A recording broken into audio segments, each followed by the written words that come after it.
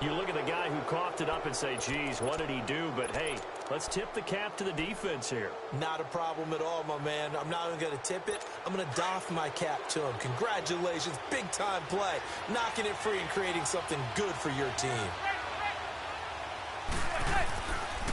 On the ground, this is Saquon Barkley. It's a loss of a yard there, and now second down. Good luck trying to get your running game going against Ndamukong Suh. I mean, he is so strong.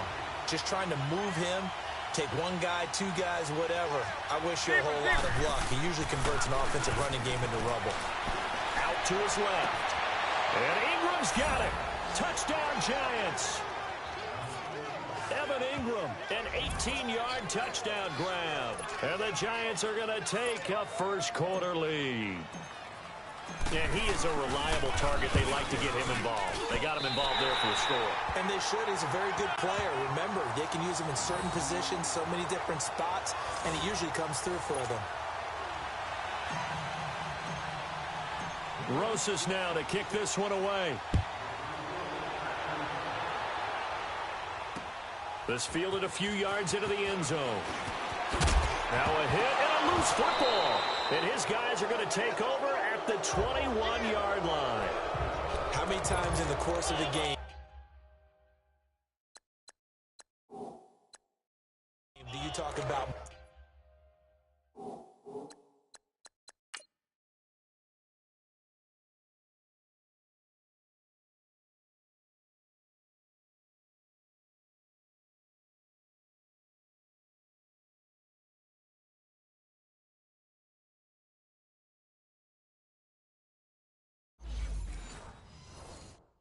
momentum plays? And I think we just saw one there. Just scored, right? Just took the lead. Just took the lead, went downfield, got the ball free again, and picked it up. They got a chance to really get the momentum on their side now. And now they'll try to pile on. A first down carry for Barkley. They'll get it inside the red zone, but only for a couple down to the 19. Well, they held him to a short gain on that one, and it almost felt like on that first run, they were trying to just throw the jab at him. So how do you stop a jab? Get closer and smother it, just as they did on that last play. And he finds Shepard. Touchdown, Giants. Sterling Shepard from 19 yards away. And the Giants add on to their lead.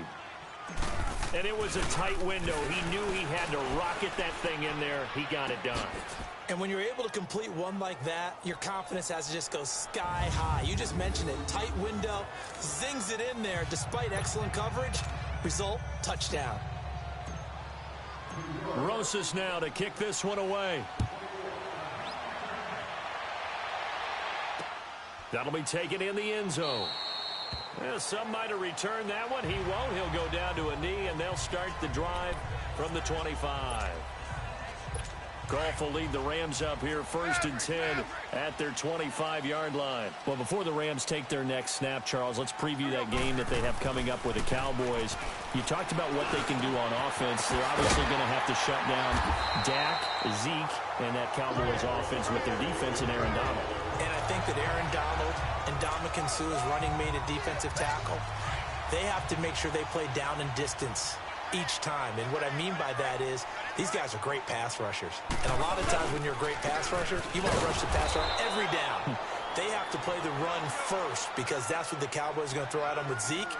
If they can slow down the run, stuff the run, they'll earn the right to be pass rushers and get after Dak Prescott in the pocket. And the open receiver, it's Robert Woods. And now a fumble. The ball's out. And who's got it? The Giants.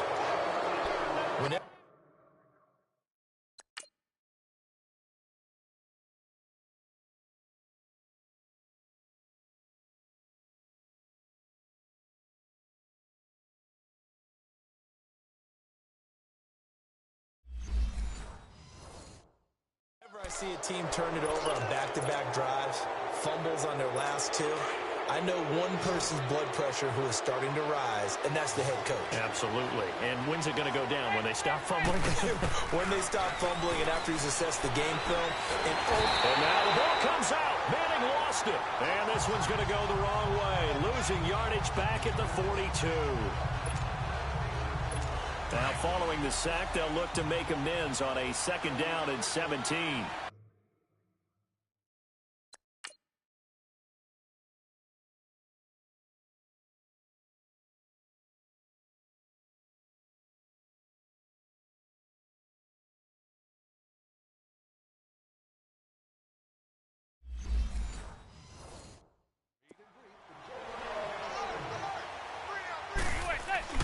Now Manning. Under pressure again, and down he goes again. Aaron Donald in there to get him, and this pass rush strong now. That sacks on back-to-back plays. So when you have good field position to start a drive and you give up back-to-back sacks, that can be demoralizing for a team. Manning. Oh, the pressure too great, and he goes down once more. Aaron Donald in there to get him his 2nd sack now of the afternoon. We've watched this a long time, and I still don't believe we get it. Now they're going to fake it from deep in their own territory. And he fires one that's intercepted. John Johnson with the INT. And the return will be stopped at the 34-yard line. And that's a great example of ball skills right there, partner. You and I do a lot of games, and I can't tell you how many guys look to run with the football before they've intercepted it. So that's a nice job of focusing on the task at hand and coming away with the interception. After the interception, here's Goff. Eluding the pressure right. Oh, he's got a man wide open, complete. And now look at this. Big gain, but a fumble. And who's got it? The Giants. It's not exactly round and round we go, but I'm looking at the poor defenses. All right, back-to-back possessions. The ball's turned over. Back-to-back plays. I mean, just that quickly, and you think you're going to the bench to get a little break, and all of a sudden you're hearing sudden change. Get back out there, grabbing your helmets and running back out on the field. And now look at this. Big gain, but a fumble. So it goes as a fumble, but the key thing, not a fumble loss. Yeah, that stat's big, isn't it? I mean, I remember watching teams play. The ball might be on the ground a number of times during the game, but if the other team doesn't get it, that's a huge difference in the ball game. And in this case, they were able to retain possession. Manning now on 1st down. He's going to go for a big... It's caught inside the 25. Touchdown, Giants. Eli Manning with his 3rd touchdown pass of the afternoon. And the Giants are able to grow their lead. And when a Hail Mary is completed for a touchdown pass like that, I think any defensive coordinator just puts their face right into their hands. I don't think there's any doubt about it, and I don't have stats in front of me. I don't have the empirical numbers that say that in recent years the Hail Mary pass has been completed more than it has been, but it feels that way, doesn't it? And I know the defenses are spending more time on it. I think the biggest mistake they make is that they play everything from behind the receiver. I think they've got to start getting people in front as well to try and knock the ball away. Rosas now to kick this one away. That's fielded in the end zone.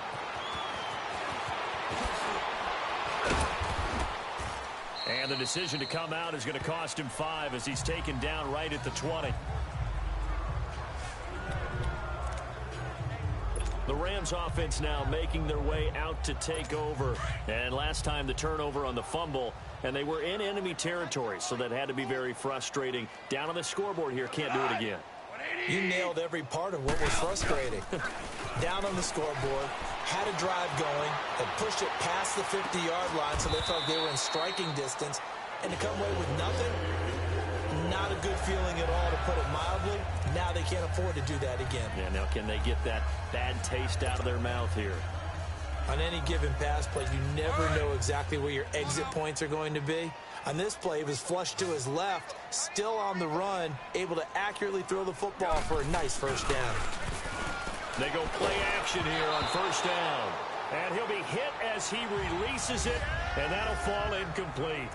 And that's one he's got to be happy to have back. There wasn't a hole open in the zone. You'd have to think on early downs like that 1st down there, need to be a little bit more careful. Yeah, fortunately for him, got a couple more downs to play with.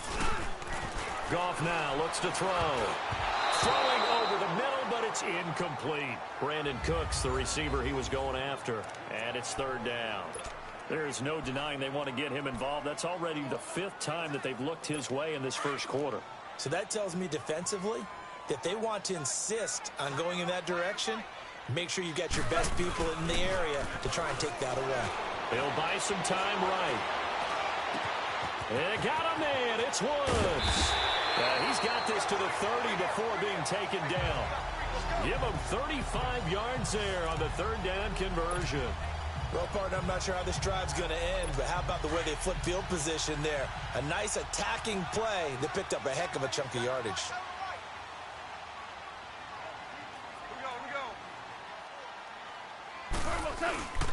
On first down, it's Gurley. And he'll take this inside the 30 to about the 29, maybe the 28-yard line. 2 yards on the pickup there. It'll be 2nd and 8. To throw on second down is Goff. And he's going to be taken down. Goff is sacked. Alec Ogletree leading the surge there. He drops him for a loss of 6. Now it's Goff off the bootleg. And Cooks has it over the middle. And he'll go down at the 28. The completion good for only 6, and that'll bring up 4th. Well, we hear so often how tackling has become almost a lost art in the NFL game. But it's so important to tackle well on these receivers, especially in a play like this one. Third down, they gave him the underneath stuff. You got to go and make the tackle right away. Maybe a little fortunate there. That was leaking a little, maybe leaking a lot, but he got it. Yeah, he actually was able to make it work. How about the body language, though, right? As he watched that ball leak to the right, trying to bring it back in, and had just enough to get it done. And he will be brought down here at about the 17-yard line.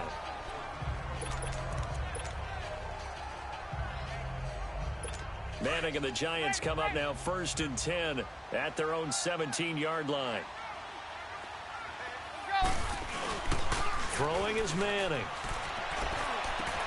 Oh, a scrap for the football, and he's going to come down with it. A good pickup there at 22.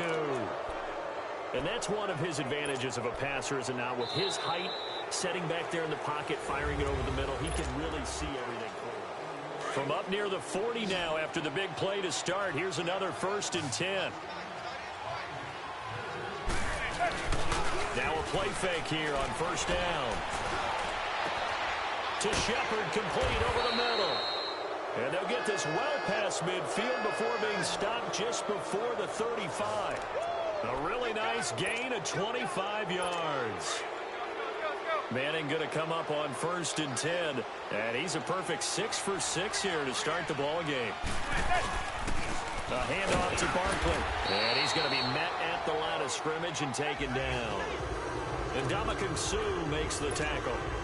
Doubling this guy has to be a priority before moving up to the next level, because the big fella, he just ate that one alive, just stuffed it. In fact, before the game, he was talking to us, and he's like, hey, these pants make me look fat. And we said, nah, man, you're just a whole lot. Looking for his receiver, sharp, and it's intercepted. Picked off by Mark Barron. A little juke. And this would have been returned to right around the 38-yard line. Well, Charles, the All-Pro team was announced a Friday before the playoffs started. Aaron Donald, the only unanimous choice. Let's see, the Chiefs had 4, Bears had 4.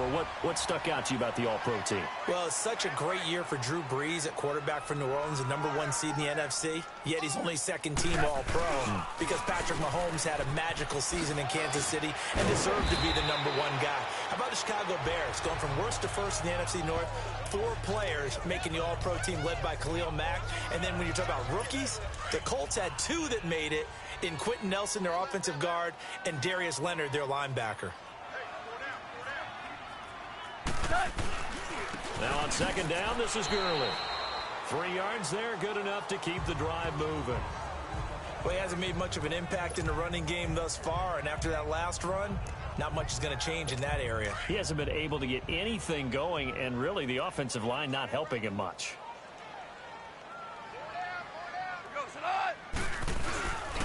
Now Goff will hand this one to Gurley. And he's going to get this past the 50 and into Giant territory. Give him 5 on the carry there, and it'll be second down. One thing to keep in mind, partner, especially in the second half, when you've got a running back of this size, of these dimensions, I can just tell you, attrition does set in for a defense because you're excited about hitting him in the first half.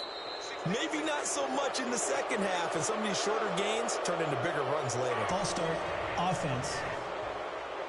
And that'll set them back 5. A false start penalty, and now they're back to needing 10 yards on second down.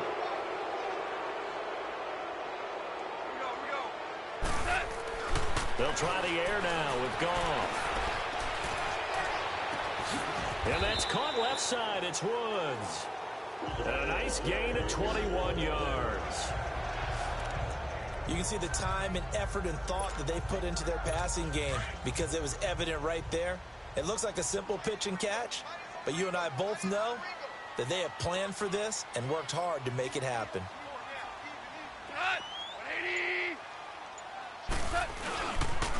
Now they'll pitch it back to Gurley. Give him 3 on first down. It'll set up a 2nd and 7. When we see those runs to the perimeter, when we see those runs to the edge, we think about big breakers, don't we? In this case, it was a modest gain, but it does open up possibilities here on second down.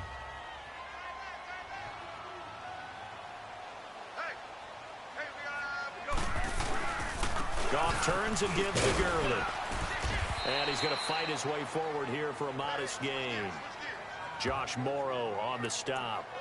Despite the blitz, they're still able to pick up a nice solid gain. The disadvantage of blitzing often alters the normal spacing and run fits and leaves creases like they were able to exploit right there.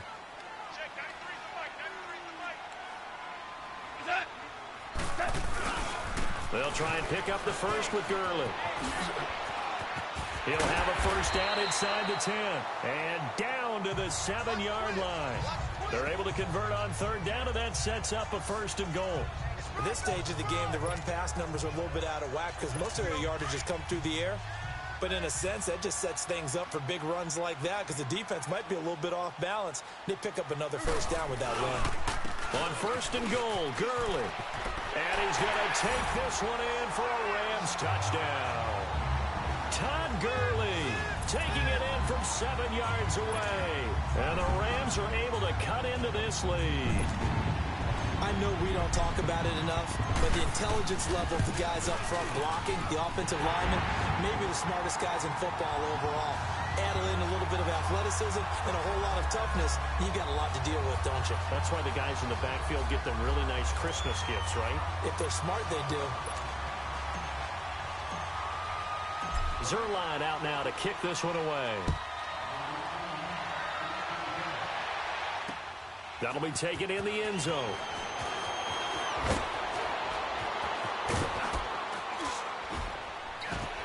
And now running right through it.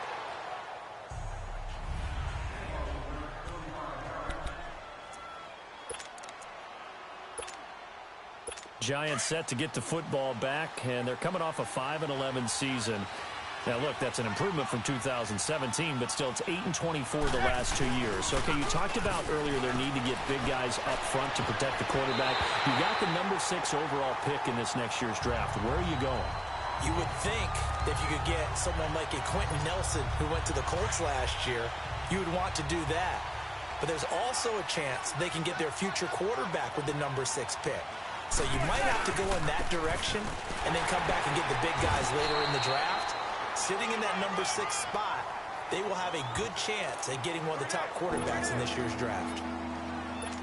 Early down stuff to put this offense in a precarious position. We know that securing the point of attack, especially against the big-bodied guys in the middle of this D, has got to be priority one.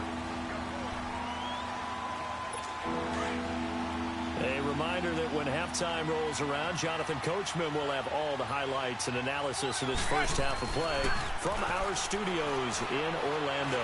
Looking for Shepard deep, and that's caught inside the 30.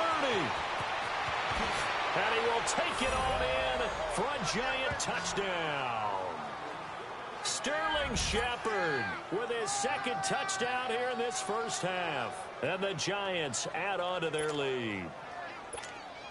Now he's having a nice little first half here, partner. And it's a first half that leaves us anticipating what can still come. I mean, 2 touchdowns already here through the second quarter. There could be plenty more before this game is over. PAT up and good by Rosas. And the decision to just kick the extra point winds up successful. This will be fielded on the back line of the end zone. Now a hit and a loose football. And they're already in the red zone. The 18-yard line is where they take over.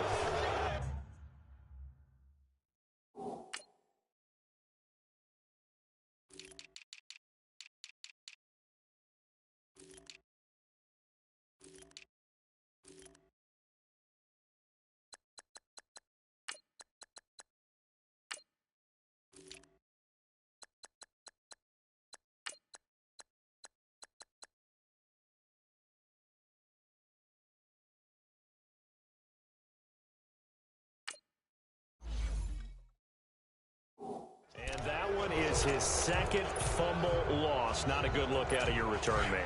And not only does he hurt the momentum for his team or even change momentum of the game, but now they've got a decision to make on his own sideline. Does he continue to do that? Do you keep him in that role? And now this is intercepted. My goodness. Picked off at the